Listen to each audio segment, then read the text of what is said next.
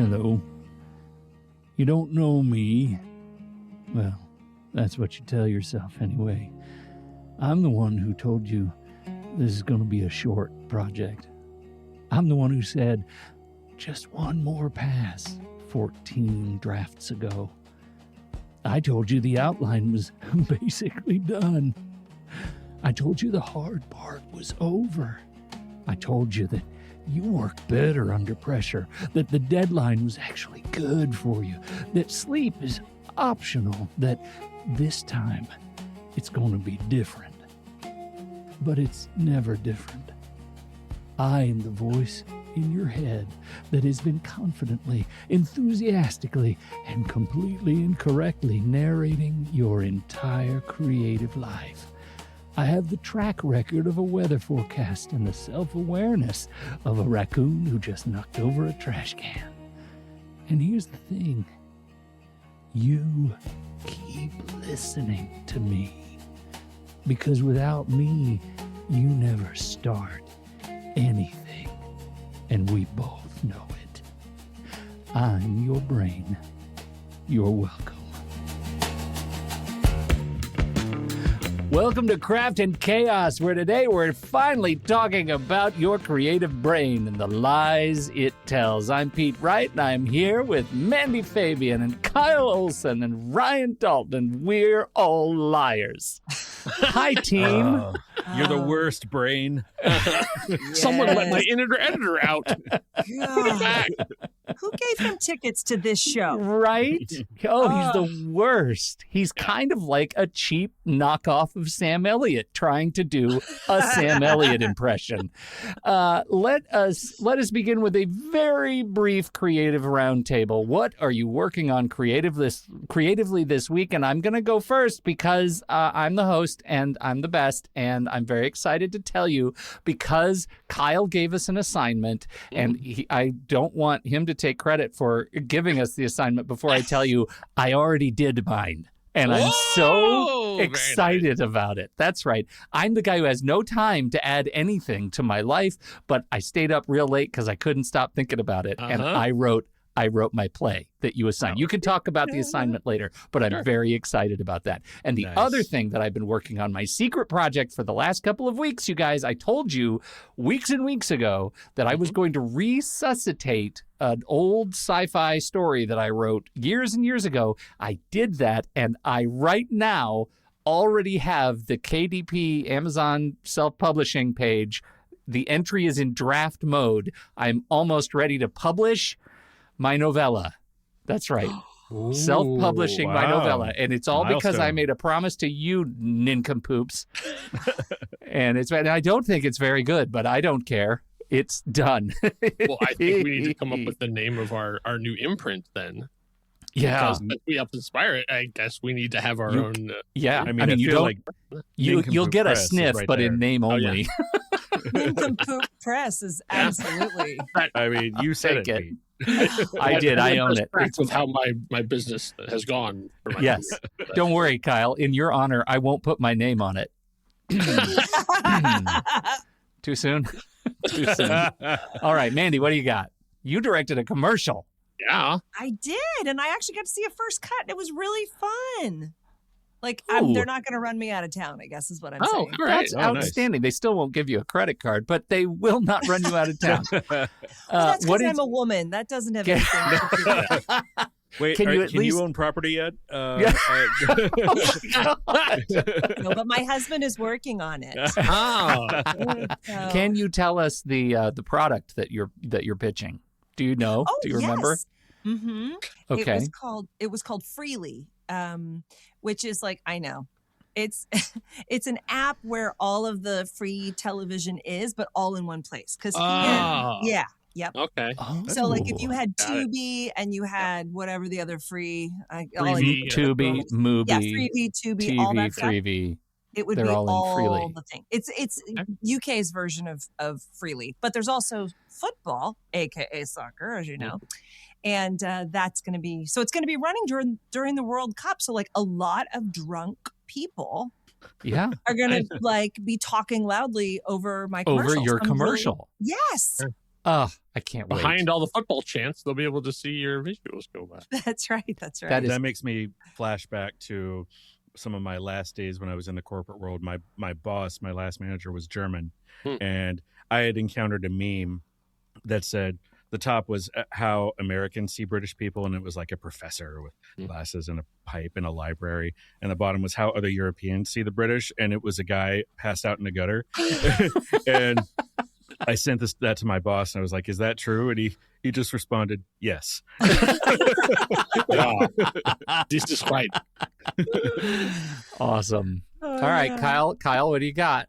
I got a chance to be part of a 24-hour playwriting festival. So I got the prompt on Friday, and it got performed on Saturday. But it happened just a couple of days before we're recording here, so I thought it would be fun to share the experience I went through. So I've sent out my fellow hosts, and so we're going to do our own little bit. So I will save the conversation about how it went and what I did until next episode.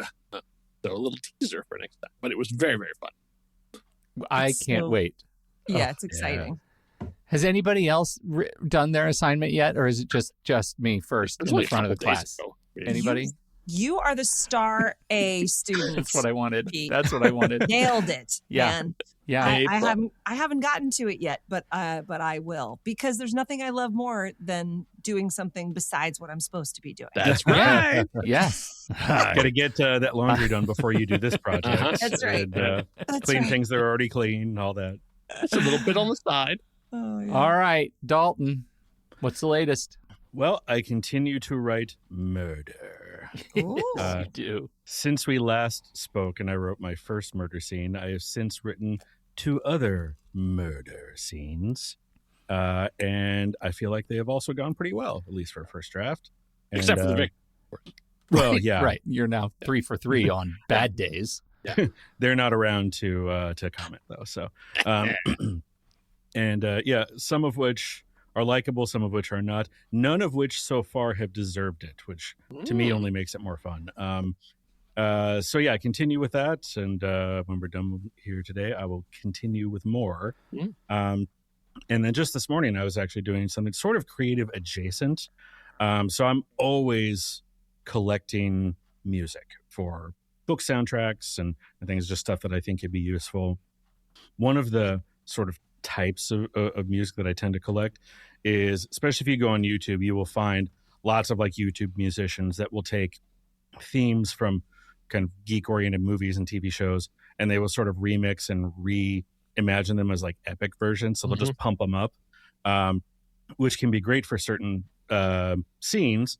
But now, as I'm sort of like coming out of allergy season, feeling better and getting back in the gym, I also want better music and stuff for the gym. So I've taken some of the most kind of bombastic superhero themes that were epic-fied, and I'm putting them in a superhero exercise playlist to go to the gym. So anyone here in Phoenix, if you go to the gym and there's a guy running flat out on the treadmill just screaming, that's probably me listening to this amazing epic music mix. I just want to take a step back and say, I wonder how many people's entire creative rhythm is based on their allergy schedule. Because that slays me. And we had a hot spring, like came early, and something bloomed, and everybody. No, brutal. Kyle, Denise was like down for the week because of how bad it was. Kyle, 8 somethings bloomed. Yeah, And yeah.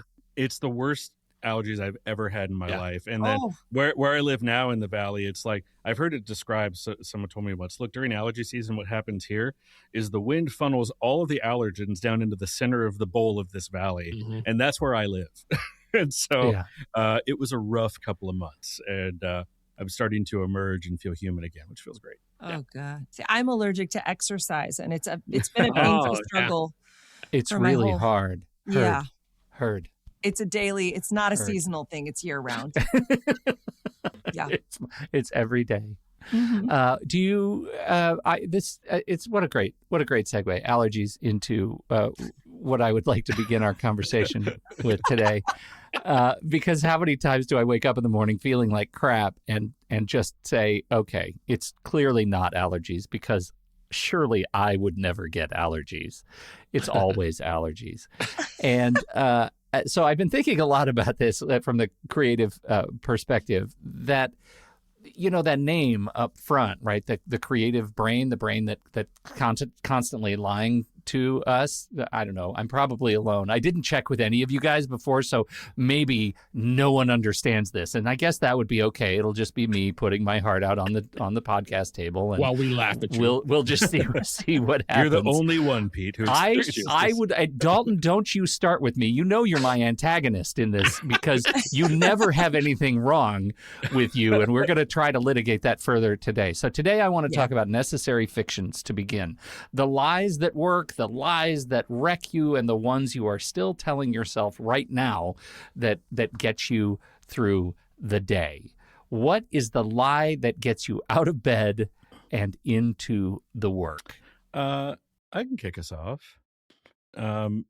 So yeah, when you asked for this, something immediately came to mind, and that is, once this project is done, you can take a break. That's that rarely happens. One. Oh my God. I have too many ideas. I have too many things I want to do. It's rare that I'm not working on something or multiple somethings. I mean, once in a while I'll hit a wall and I'll have to take a few days and do nothing but read or paint. But more often than not, I've got some project moving forward at any given point in my life. And mostly I love that. There are times it's exhausting, of course. I'd mentioned before on another episode how, because of a sleep disorder I've dealt with, I felt like I sort of lost a decade. So now, even years later, I still love that I have, like, not just the drive, but the ability to work on all the things that I want to work on. So I tend to embrace it. But then I also sometimes will just smash into a wall and be like, okay, I have to be done for a couple of days for sanity and just to refill the tank. And that's the thing for I totally relate to that. And it's, you don't see it coming, right? I feel like I'm on fire right up until I am exactly not. Yeah. It's hard. Fingers touch keyboard and nothing come out. Yeah. Nothing. Yeah, that's happened where I've sat like and gone through the whole ritual of getting ready for a writing session, and then I'll sit and be like, oh. Yeah. It's an echoing void right now. I got nothing. There's a reason we got Wall as a sponsor at one point. Right. Yeah. Right. We spent a lot of time together. All I hear is echoes of superhero theme songs. Why is that? Kyle, what do you got? I had the good fortune to meet one of my all-time favorite writers before he left this world of Boyle. Oh, that was actually someone who was much more revered in the land where you currently reside. And that's Terry Pratchett. The Discworld series is massively popular there, here, and not so much. But there are some diehards. But while he was on tour, he came out and happened to come to the Twin Cities to promote his new book, and so I got to meet him and I got autographed. And there's a couple things that he said that I wish I could remember all of it verbatim, because of course there'll never be another moment like that. But there's a couple things that he said that I have kept with me the entire time. And one of the things was, as he did the Q&A, somebody raised their hand and said, "What is your favorite book that you've ever done?" And he said, "The next one." Oh. And I've always went, "Oh yeah." And so every time the lie I always tell myself is, every time I sit down, I'm like, this is going to be the best thing I have ever written. And I firmly believe it. Sometimes I look back and go, "Oh, really? That?" But my track record is terrible. I got some corpses. Like there's some that are in unmarked graves.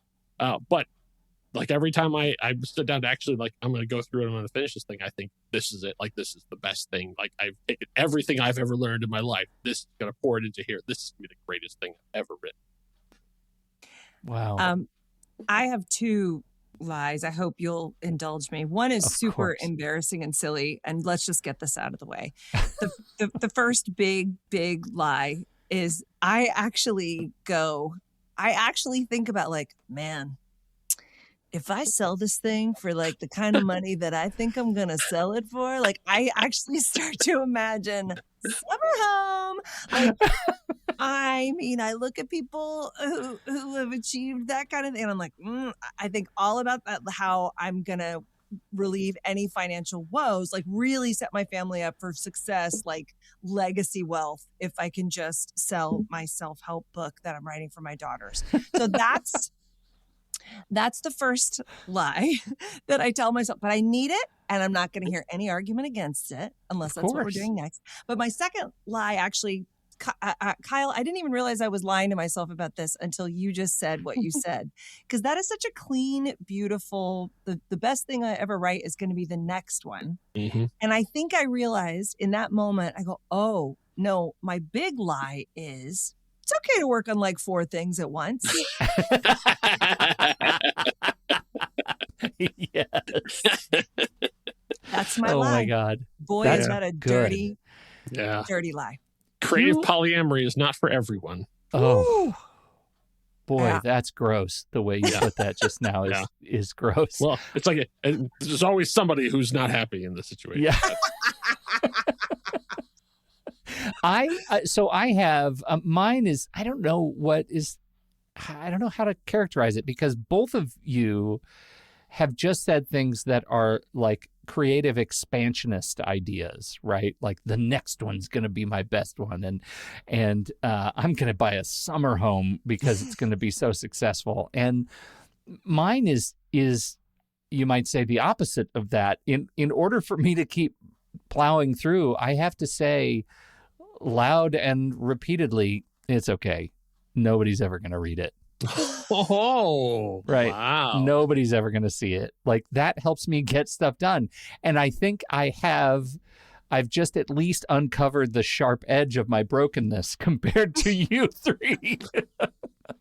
It's sort of the Marvin from Hitchhiker's Guide approach. Like, no one's going to read it anyway. Well, it's all in disaster. Yeah. What is that all about?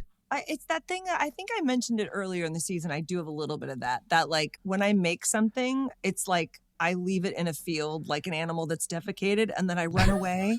Yes. Like it didn't happen. I understand that kind of like I'm going to make it, but I can't really, it doesn't matter what happens. I can't be attached to any outcome. So Pete, you have a drawer of shame, and Mandy has a litter box. More like a pile in a field. Two for 2 on really gross ways to look at things, Kyle. 2 for 2. I'm just nailing the analogies today. Yeah, no, really. Those hit home. That's the entire purpose of today's conversation, is about the lies, the things that we tell ourselves to do work, to create work, about who's watching or listening or reading our work, and how our lies are perceived writ large by our community. And we're going to talk about the audience in our heads while we are creating. But first, we got to go to that sponsor. Begin text to voice. Sarah, I heard the last commercial and it was unacceptable. The coalition of procrastinators is having a hard enough time being taken seriously. You need to check the final file before you send it out. Maybe we can blame the intern. Here's the scratch track for timing the new spot. We want to send our severe apologies for our previous ad. An unfurnished version was sent in error. In our defense, it was on time. We're the coalition of procrastinators. Our goal is to help creatives who have trouble hurting their deadlines. You can learn more by visiting. Oh, Carp. Where did I punt the website info? Did we get the .com or is it still .fun? Replace this file with the final one. Form the voice actor. I am counting on you, Sarah. Do not fork this up again. End text to voice. Oh, Carp. I can't believe they're back. I know. I think maybe we should start screening their stuff before we put them on. They need an editor. We sort of ran out of time. Please promise me that for Sweeps Week, you will be selling T-shirts with the Society of Procrastinators. Please, I must own that T-shirt. I must. Well, last time I went to their website, it still says coming soon. So yeah. Okay. I think it says coming soon. Coming so.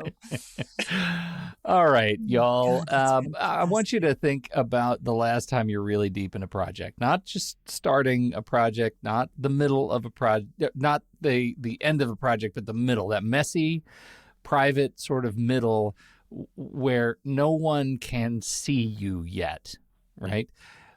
Who were you making it for? Not your actual audience. I'm really talking about the person living in your imagination while you worked, because I don't make things for an abstract crowd. I am thinking about someone specific usually, right? And maybe it's a mentor, maybe it's a critic, maybe it's a version of myself when I was 16 years old, someone I loved, someone I cared deeply about, someone who doubted me. That person, that sort of imaginary audience of one, is quietly shaping every decision we make. So I would love if we could name ours today. Who is in the room with you when you make things? That's a really good question. So I think that I heard this the Brene Brown TED Talk about vulnerability and shame. Don't worry, this is not going to be a big downer.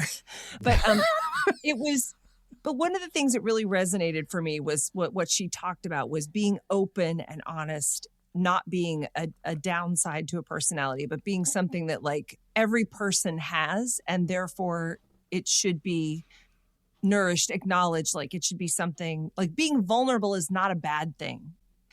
And I get so vulnerable in the middle of a project because it's just going to take everything I have to get through it, because the sparkle's gone. The dreams of the summer home are probably fading. And, I'm excited about finishing, but I'm nowhere near that ramp up of like, oh my God, it's all going. Like endings are beautiful, man. I'm usually on such a roll, I can't stop writing. It's that middle mucky part. Yeah.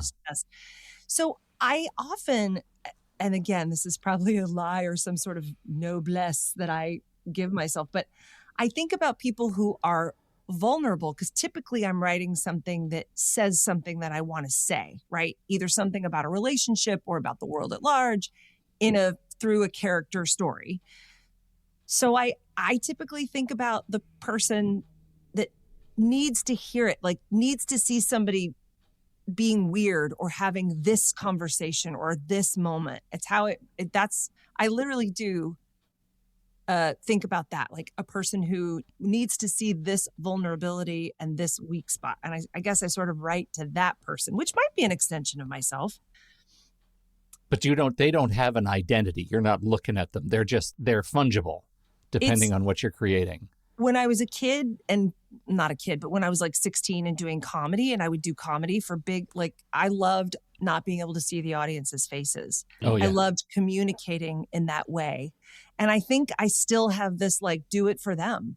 Like, when you know that you're offering something and it's being received, but you can't see their faces, but you just feel the energy. I think I create that energy for the person that needs this moment. So I don't really have a specific person.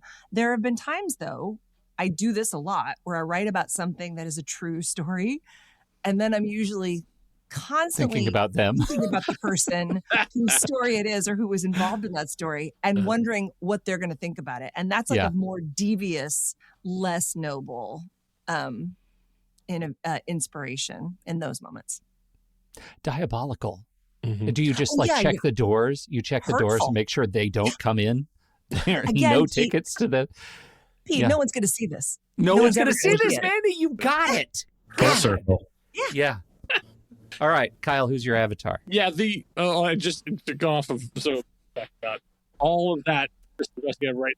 All disappears when you get 3/4 of the way through, and I had the same thing of like I would go like, "Why did you think you could do this? Like, what's the worst thing you've ever done? Like, where was all that excitement before? Like, this is awful. Like, you just like." But that thing of just like having to plow through, a lot of that becomes there's that truism stuff that like someone half as talented as you is working twice as hard, like that kind of thing. And so whenever I get to that point, I tend to think the opposite of like, I have seen some terrible things. I've seen some terrible written shows and everything too. And I was like, as bad as this might end up being, it's going to be so much better than that. And so that little bit of spite will then get me further along towards that thing where you can get to that point where now all of a sudden, oh, I see the end now. And then it's all the straight drop downhill to the end of the roller coaster ride. But yeah, that's the grit in the wheels to get up that hill is like, you know what? This is still gonna be better than a lot of the crap that I had to sit through. I love that. Yeah, that's what I need. But for this, I don't want this to be a cop-out answer, but it is honest. I don't have it because it's usually situational. Because when I'm writing a play, I'm thinking about the audience the whole time. Because like there's different ways of doing stuff that you would do as a screenplay versus a stage play versus an audio drama. So when I'm doing a play, I usually will think about the physical space it'll be in, or the approximate that I know what of it is. Like, you know, I've been to most theaters sort of around here, so I kind of have an idea of what it would be. Big house, small house, like you kind of have to adjust a little bit because you can't be doing things that are too intimate when you know it's going to be a giant space and there's going to be tons of stuff around. You kind of have to feel that way. So I am thinking about the audience that way and what they're seeing versus what they can't see. You know, like, you know, Mandy, you can talk about that too, about like you can cut to a close-up and just of an actor and then you get all of it. But on a stage, they're very, very far away. So you have to do a very different thing. But when it comes to like when I'm doing audio drama, that's all me, baby. Like I am the audience because I have no idea who's going to be listening to it. So I really don't. I mean, I kind of have, there's momentum built up, but in my head, I'm only trying to please myself because I have no idea if anyone's ever going to listen. Like you say, like Voice Out in the Wilderness, like that's when I release stuff all the time and then never hear anything back. And so I have to be because I am the creator and audience as far as I know. And after it goes there, I have no idea where it goes. Because the thing that is different as opposed to what that's going to be heading off to Ryan Dalton here is that Mandy and I are blueprintists. We write screenplays, we write scripts. Our job's only half done. Like when you had for even Just Plus None, which obviously came out and is available now, so find it on your streaming service of choice. I would say probably your screenplay, maybe 100 people ever read it, right? Yeah. I mean, I think, and that's for a film. Like for, you know, I have a published play. I'd say maybe 12 people in the world have ever read it. Yeah. And it could be performed around the world, and it would still only have, you know, maybe 20 people will ever read it. Yeah. Just because it's like you'll have the cast. Like I've done shows that have done once and they're done. So I wrote it, the director, the cast read it, and that was it. So like I've sold out houses, you know, if I've done, you know, like a 100-seat theater, sold out 20 shows, and so 1,000 people or whatever, I don't know the math, have seen it, but only like 20 people ever read it. Yeah. So that's the weird part about sort of like that. Even when it's done, it's still just sort of the shadow of what you're going to see down the line. So yeah, it's really hard to have that sort of like one person is when, you know. That's fascinating. Okay. All right. So far we're 0 for 2 on my supposition here. Dalton, tell me you've got something. Are you going to be redemptive to this whole line of inquiry? I'm never redemptive, Pete. Damn it. So totally Daltoned me again. My answer is a mix. It does change situationally. So for each scene, I do always think one of the things I think when I go into create it is, what do I want the reader to feel? That's a nebulous general audience. But that's one of my main questions because I really want to nail like the emotion I want them to experience both during the scene and that I want to evoke at the end of the scene as well. Because I'm also thinking I try to write things so that the end of a scene and especially the end of a chapter is structured so that it really beckons them to continue reading forward. The kind of like, oh man, just one more chapter and then suddenly it's 2 a.m. That kind of thing. So there's a nebulous general audience that I do write for. When I'm in a really deep in the thick of writing, I'm really immersed in the world and really immersed in the story. My audience is actually the characters themselves. They are living, breathing people and they're real to me in the moment. So what's happening is happening both to and for them. So it's a little bit of a meta thing where the story folds in on itself. And I'm also doing this for the characters. Sometimes, kind of like Kyle said, I am the audience. If it's something that I think is funny, something that makes me laugh, then I may put it in just for me, not caring if anybody else responds to it or gets the reference or whatever. It's something that is there because it pleases me to be there.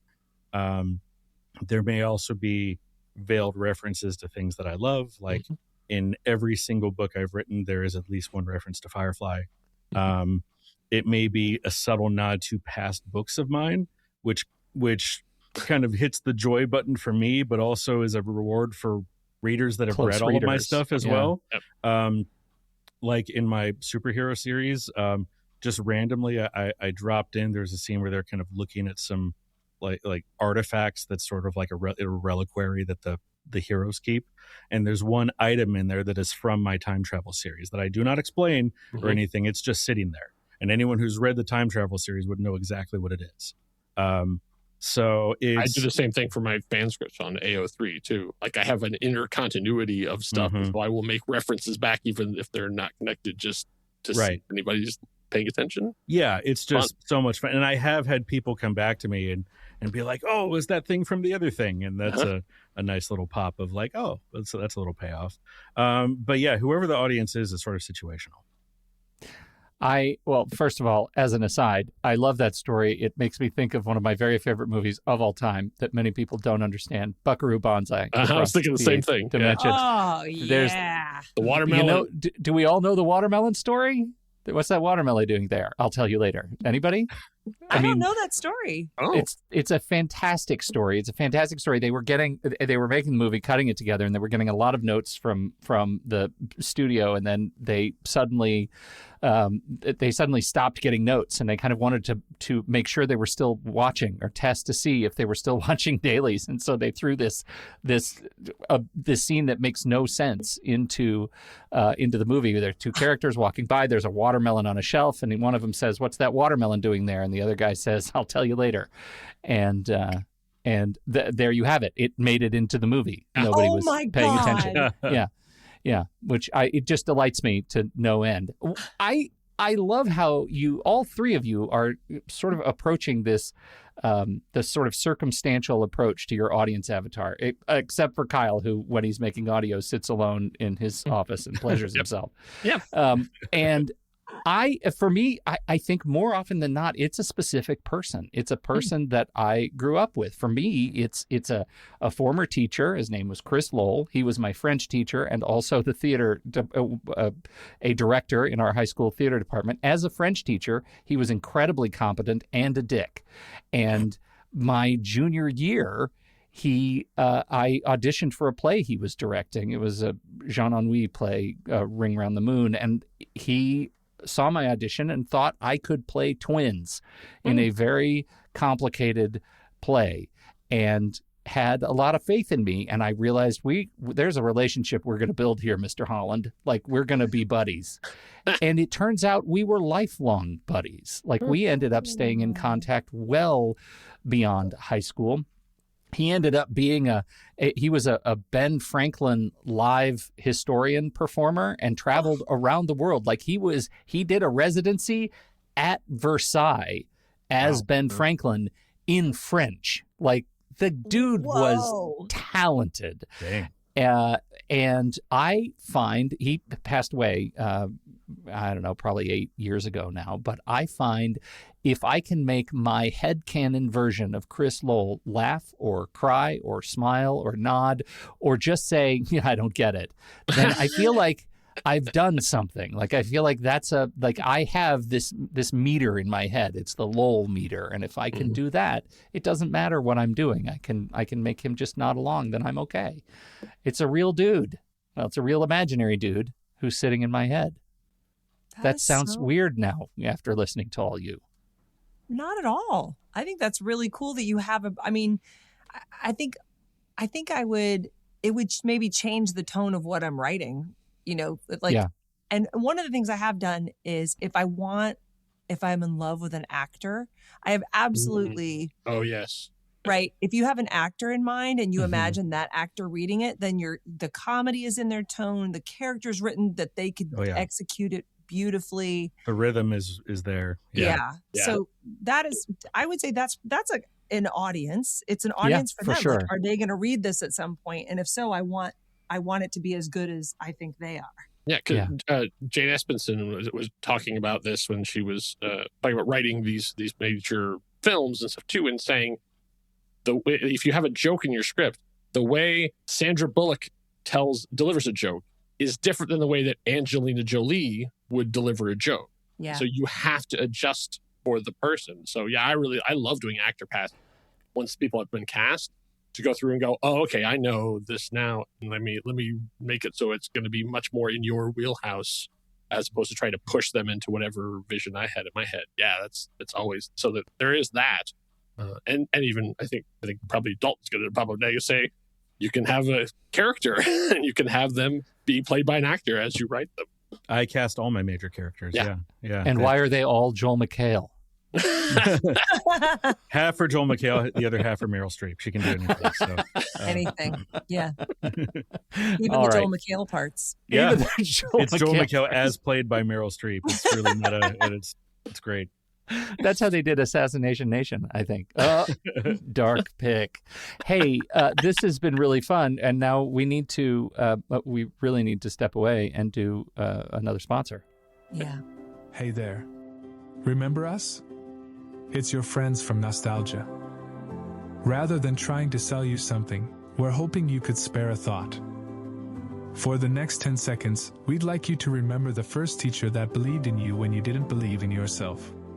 Think back. We'll watch the time.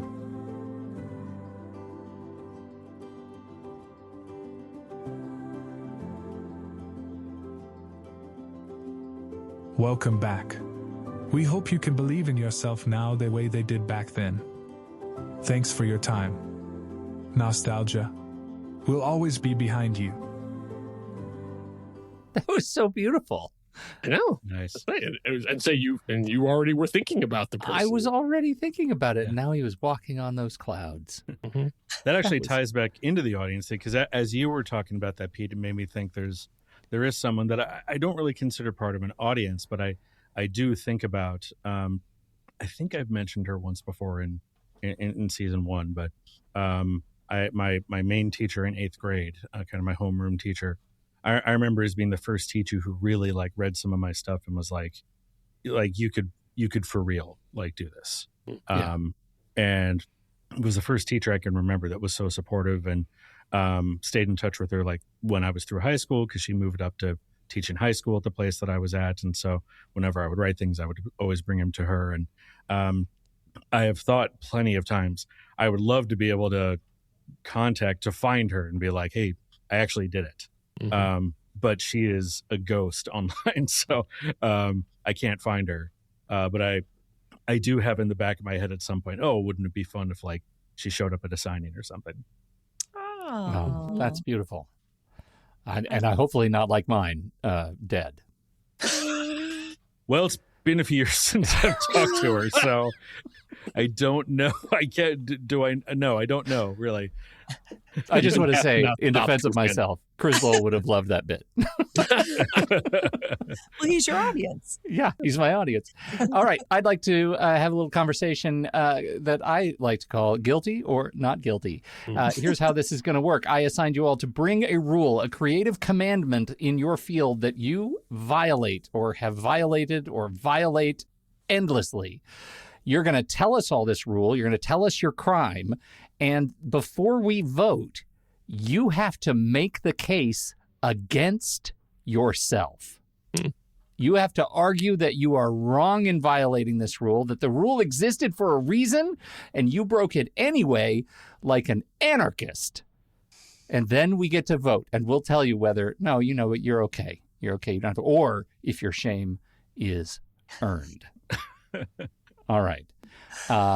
Mandy, what do you got?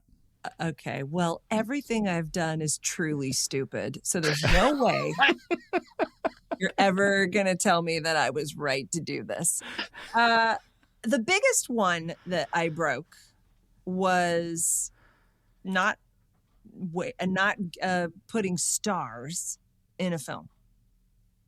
Like you cast a celebrity in a movie because that is what makes people interested in it. Now, I know some of you softies are going to say, but what if the actors are really talented? And if the script is good enough, which it probably is, you know, what if it's a good story, it wants to be made. That's fine. But when you're making something like a feature film, you need to be able to put it someplace and people need to be able to watch it. And it's better for the movie. It gets more eyeballs if there's a celebrity. More festivals will pick it up. More streamers will give it the time of day.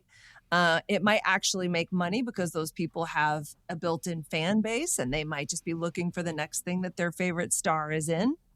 So, don't make a movie with the best people if they're not the best famous people. Wow.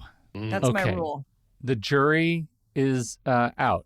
Is that I struggle with even hearing that, especially because I know Mandy's movie that I'm sure she's probably talking about, and it already had the world famous, internationally famous Matt Walsh, Broadway star Rory O'Malley. How much more famous can you get than the lovely and talented Abby Miller? Like, there are some from really The Magicians. Yes, legitimately. So what counts as fame? May it please the court. What counts as fame, if not this? Well, these days in the movie business, which is struggling but is still a business, what counts as fame is before you saw Jess Plus None, which you probably only saw because you are my friend. Right, Liar. that's how you would have heard Liar. about the project. Well, Okay. but I'm saying, maybe I did. Yes. Right? Okay, that's fine. That was before we decided to end our disagreements and become friends. Become friends. Yeah. Oh, right. No.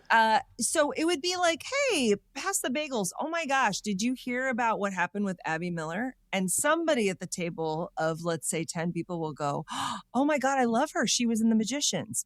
Right? You would know her by name. Not seeing the movie and going, oh, that's the girl from Magicians. Right. There's stuff like that. So recognizable face and name. And for movies specifically, again, business-wise, Rory O'Malley, super, super famous for Broadway, but can't probably mention movies and television that he's done without looking at IMDb. And Matt Walsh is pretty niche. Like, Veep fans know him, but he's kind of that guy, not like... most people probably know his face and love his work, but only real that guy from That Thing. Comedy aficionados know Matt Walsh. I know Matt Walsh because of UCB. He's a freaking legend. Yeah.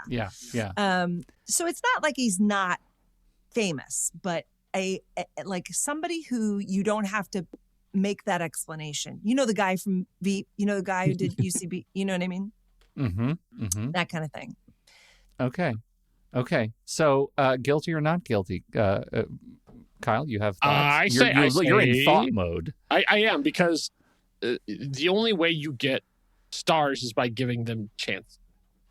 Like, we have a lot. I understand the business part of it, of like wanting to, you put a face on a poster and do it. I mean, there was that long period Nicolas Cage was in all these things. I mean, we found out later it's because he had a lot of debt he had to settle. But you put him in the movie, even if he's only in for a short amount of time, and then suddenly it gets picked up by distributors and all that kind of stuff. I get that. But the only way we're going to have people for the next generation is if we give them their chance. And so giving this is the perfect place. Why should stars have to have everything? Like... They can star, they can appear as 11th lead in a Marvel film, but I think this is the place where you come to do like some proper acting. So I say not guilty. Dalton, guilty, not guilty. In a perfect world, and I understand that the business does have to intrude or impede about it, but in a perfect world, the concept of a story would would be enough to draw people. And then it could end up serving as a star maker, which I think would be ideal. I'll give you an example that was sort of a blockbuster movie. When Sucker Punch came out, now it didn't it had a couple of faces, again, like that you would know from other things. Not a lot of like really big stars or household names. But for me, I'm a nerd for that kind of thing. So the concept is what drew me to it. Now, to be fair, the movie was garbage. Yeah. Execution, utter garbage. However, there was an antagonist character who was an actor I'd never seen before. And I remember sitting there in the theater going, this movie is trash, but that guy has something special. And I would bet I will see him again. And that was Oscar Isaac. And then like a few years later, he is everywhere. And everybody's like, this guy is insanely talented. And I'm like, I knew it. In that crappy movie I saw that I watched because I thought the concept was cool, but ended up hating. But he was the part that I was like, I'm really glad I saw what he did. Like for me, it was The Girl Next Door, just a random R-rated comedy. And like her boyfriend was Timothy Olyphant. And he was holy crap. He was so guy? good in that role. Yeah. And from there, the sky's the limit. But like, unless someone had given him a shot, if that had been Ryan Reynolds, then we wouldn't have Justified. We wouldn't have Deadwood. We wouldn't have all. But Ryan Reynolds already had Two Guys, a Girl, and a Pizza Place. So he had. So I'm also a not guilty. Yeah. I am also not guilty. And I think that, Mandy, your subservience to capitalism is lauded, but you can let yourself off the hook. It was a great movie. And all right. All right, Kyle, what's your rule? So in screenplay and script writing, sort of one of the tenets they put in any of the professional books or the classes they teach is keep yourself out of the work. Like, you are telling the story, but you are not part of the story. So whenever you have to do, like, your dialogue is your characters talk, everything else there has to be neutral in terms of, interior, like, we open on a scene of destruction, whereas like the camera moves through the yada yada yada. But it's all supposed to be very specific and general. Nothing flavored. Don't tell the camera where it's going to move. Don't tell the actors how to act. You have to do that, and the same thing goes for stage play. You have to put very much like lighting cues, and you have to put on what's on set, and the rest of it you're supposed to keep neutral. I don't like to do that. And I got that from Shane Black. I read some of Shane Black's scripts, and he will put in stuff that's basically like he knows only like what I was saying before. I was setting it up so I could call it back. Only like a dozen, maybe even on a giant movie. Like a lot of the actors that were in like the Avengers movies have never even read the script, so it's only going to be seen by a limited number of people. So I'm like, well, I'm gonna talk to these people. So he would put in stuff like, and then the stadium, I think it was the Last Boy Scout, something like the stadium explodes with as much money as Warner Brothers will give us to use, or something. Like, because he's just talking to the executive or whatever who's doing it, and so I do that stuff in my script all the time, even though they say it is unprofessional. But I have gotten more comments from people, actors and directors, stuff to come like they go, that was really funny. You put the thing in there, and they say, I'll have someone will say the line's devastating, and for my like where it would be like he moves across stage, I'll just say ouch. Like, just tell it a little bit like that, or I do some of ththose same kind of things of like, well, we fill the stage with as many non-speaking kids as we can get to be in this. Hey, we're in this together. Like, it's just me talking to you. It's so I put a lot of personality into that, and maybe that's why I'm at the level that I'm at. Well, everybody knows you're at the level you're at because you don't put your name on it in spite of all this stuff. See, that callback is never going to stop giving. Yeah. Well, I say, I was still, if you search for me, you will not find me because there's another guy who's doing other things. Yeah. Right. Okay. Dalton, guilty, not guilty. Not guilty. I find that delightful. And this is supposed to be fun, what we're doing. And if that makes it fun for you, man, go ahead. I realize I said guilty, not guilty before Kyle even argued against himself. Do you have an argument for the court against yourself?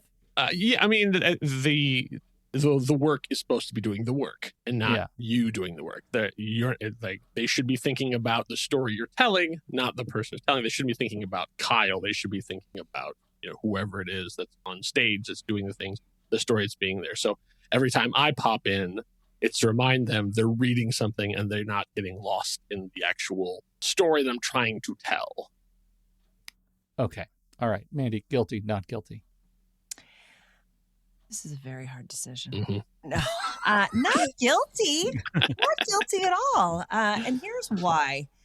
Yes, it's supposed to be fun. And good writing is good writing. And you're a good writer. So it should be in your voice and it should tickle you.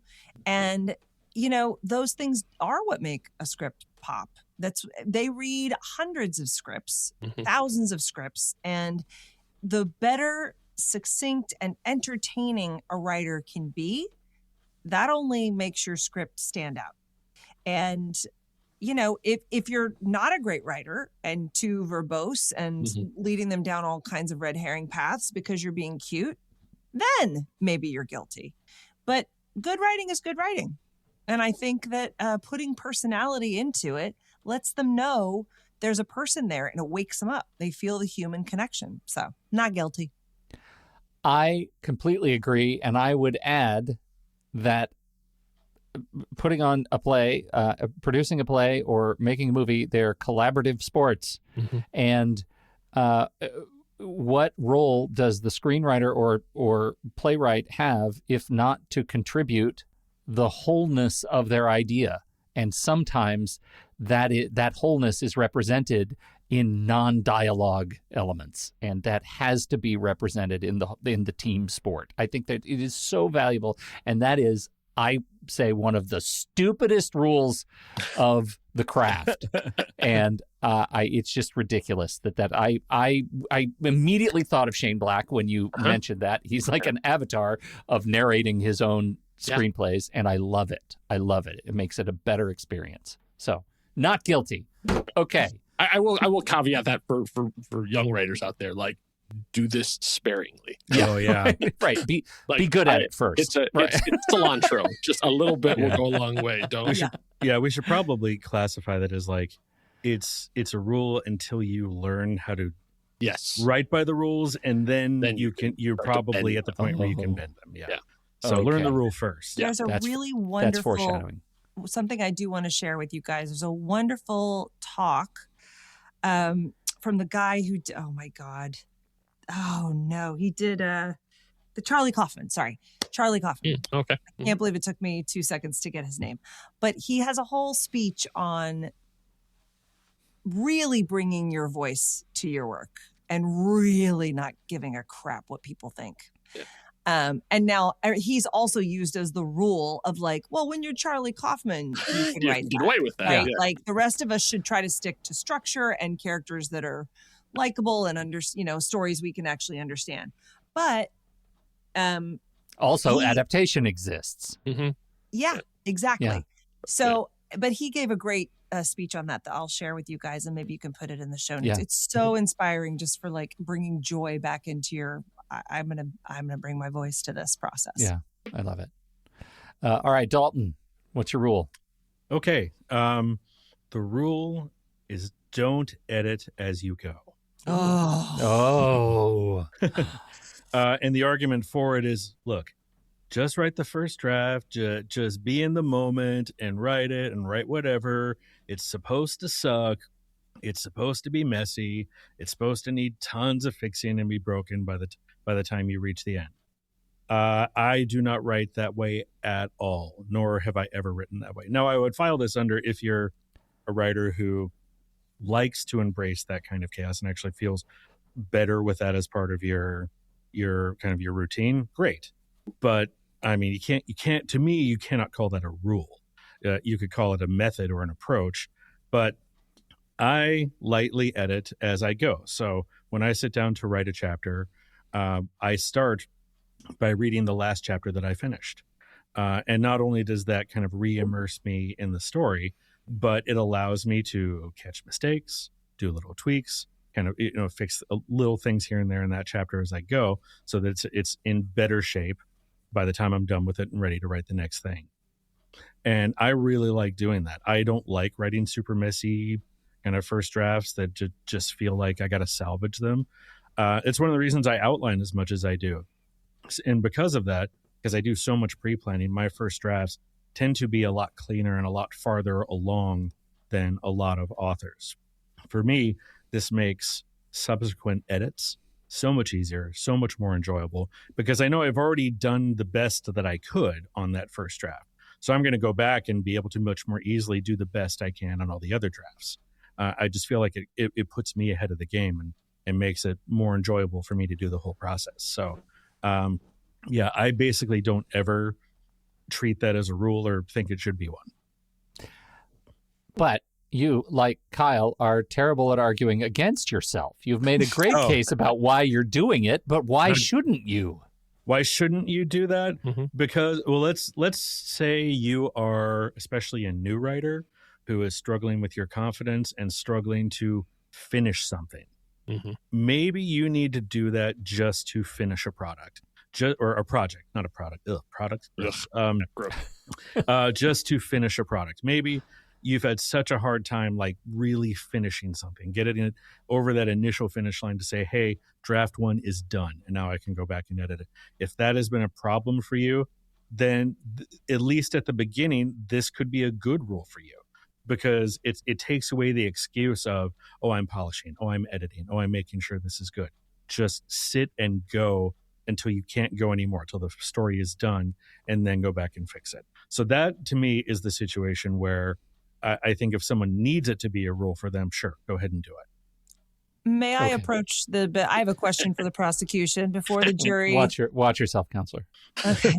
My question is, what would you say to the perfectionist writer who goes back to tweak a chapter and spends the entire 4 hours of writing time just tweaking that chapter and doesn't get to the next chapter? Is that similar to what you were addressing in your previous statement, counselor? I think as long as that's a one-off. If you lose one writing session because you really got immersed in what you did like the previous writing session and it comes out a better product, sure. But if you're going to spend an entire week going back and like tweaking that one chapter, maybe because you're secretly afraid of going ahead and pushing it forward to the next part, then I think that's a good time to maybe apply that as a rule for yourself. Like, okay, no more editing. I'm just going to go write the next thing. Satisfied. Okay. How's that, Pete? Yeah, no, I'm satisfied. That was good, if not full-throated. It was a throated defense. I think that this one it's easy to come down not guilty because it's one of deeply personal practice, not aphorism, not axiom. And so you have proven time and again that your method satisfies your need and your work product. Not guilty. There is a famous, possibly apocryphal story about James Joyce, who was notoriously a slow writer. And so his editor visited him and said, how many words did you get down today? He said, 7. And he said, 7? James, that's great, at least for you. And he said, yes, but I don't know what order they go in. So, yeah, I think it comes down to that thing of practice. For myself, I tend to like start almost pre-edit before I put the stuff down because I want to have a clean, usable draft right at the start. Because I find my inner editor, my inner writer don't always get along, and so if I'm activating them at the same time, then they fight, and that slows things down. But in the panel that you were on this last Phoenix Fan Fusion, John Scalzi was talking about drafts and stuff too, and he is a first draft writer. Like that, he was a journalist, and so he trained himself to basically like have everything done on the page. So when he turns it in, he gets minimal notes back, and then off it goes. Now, of course, John Scalzi, but the reason he became John Scalzi is because he was John Scalzi, and I think we've said his name enough now. But it comes down to what works for you. So if you find yourself, like Mandy was talking about, getting caught up in the rewriting cycle, then maybe it's time to throw in and try and go with Mandy. But yeah, that's what I say. No, one size of editing does not fit all. So not guilty. Not guilty. You reminded me of one of my favorite quotes, the Douglas Adams quote. I love deadlines. I love the whooshing noise they make as they go by. That's my favorite. All right, I'm going last. Let's just say, as I told you earlier, I have a passage. I've been working on this novella, revising a very, very old manuscript. I have this passage. Not going to tell you about it, what it is, where it lives in the book, but it is objectively, by every craft standard I know, it is too long and self-indulgent and probably stops momentum cold. And I imagine even my inner avatar, Chris Lowell, would tell me it should go. My editing brain agrees. It is still there. It has survived the edit. It has outlived entire changes in subplots. It is unkillable. My crime is kill your darlings. Now, the case against myself. The rule exists because we fall in love with our own delights, our own cleverness, right? Love is blind. The passage isn't there because the story needs it, I might say to myself if I were rational. It's there because I need it, because I wrote something that delights me and I thought it was beautiful and I want to nourish it and I want to get credit for it. And that's not craft, I might say, if I loathed myself. That's ego, with a semicolon. And I'm doing it anyway. I'm keeping it anyway because sometimes the stuff that we create, even the stuff that we create that, selfishly or embarrassingly, it's still mine. And it's a thing that makes the whole piece feel like it was made by a human being and not an algorithm following rules that I circled back make. And now you're defending yourself instead of... I did the whole thing. It's all staged. Okay. I'm very organized. Yeah.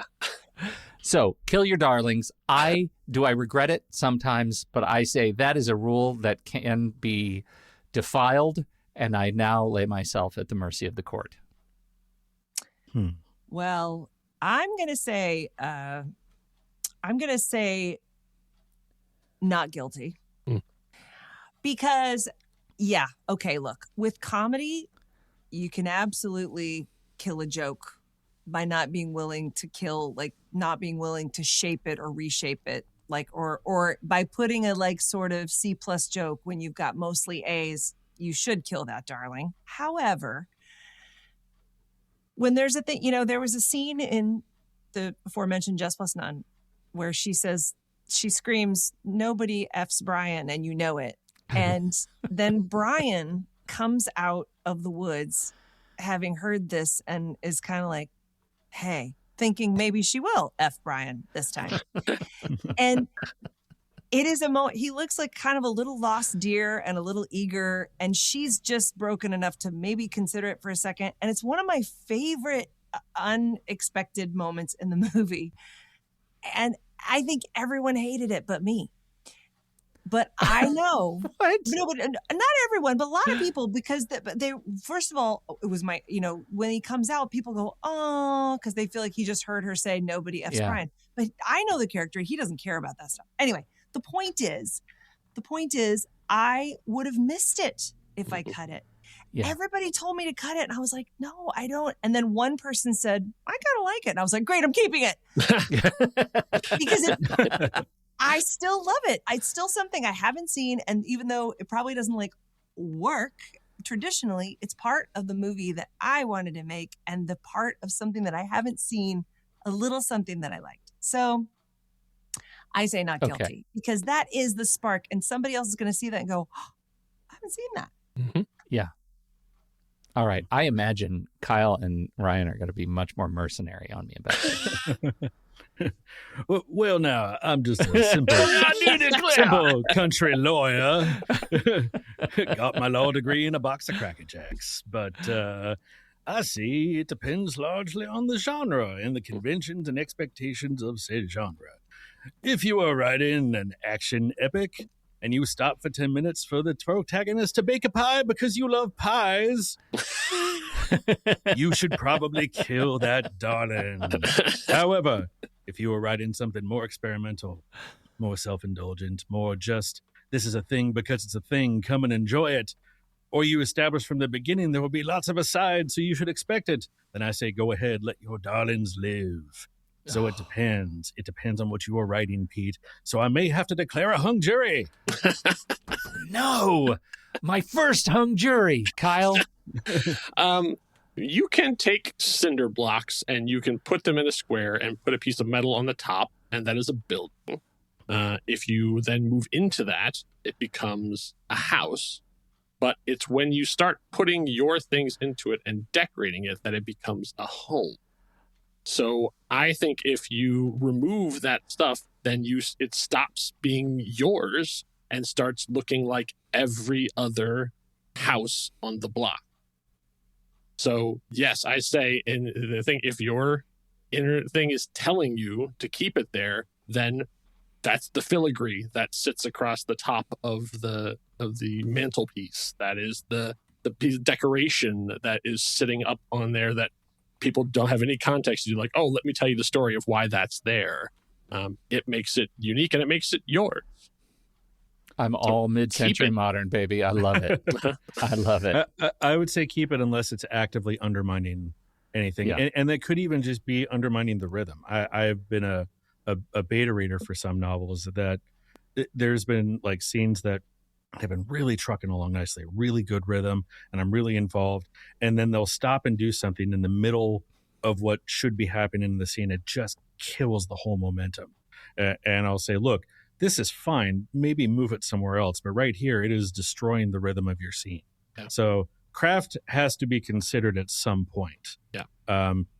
But I do agree that, yeah, you can't remove everything unique, but there's also a line where you need to make the uniqueness work with what you're actually trying to have your audience experience. And a good trick for that is if you really have a sentence or something you love, have it be like a quote that starts the chapter. Like a fake person, just make up a fake historian and have that a thing that they said and hide it in there. You know, that's good. Something in the universe. Yeah.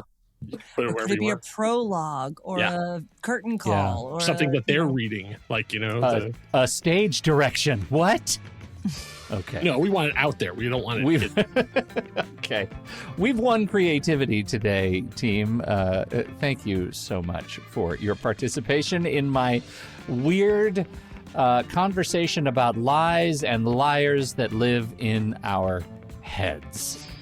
I really appreciate you all, and I appreciate everybody for downloading and listening to Craft and Chaos. Make sure to send us some questions. You know, we've been getting some questions that we have not addressed, and I completely forgot to address them today. So maybe those questions we will be addressing next week or next time. Yeah, so you still have time to get yours in. Yes, you still have time to get them in. Where can they ask those questions? Craftandchaos.fun. That's where you go. You can click on any episode page. There's a button. It just says submit a question. We'd love to have them. Send them in and let us know what you're thinking about with your craft and your chaos. On behalf of Ryan Dalton and Kyle Olson and Mandy Fabian, I'm Pete Wright, and we'll see you in 2 weeks right here on Craft and Chaos. Go make weird art. Chaos, chaos, chaos.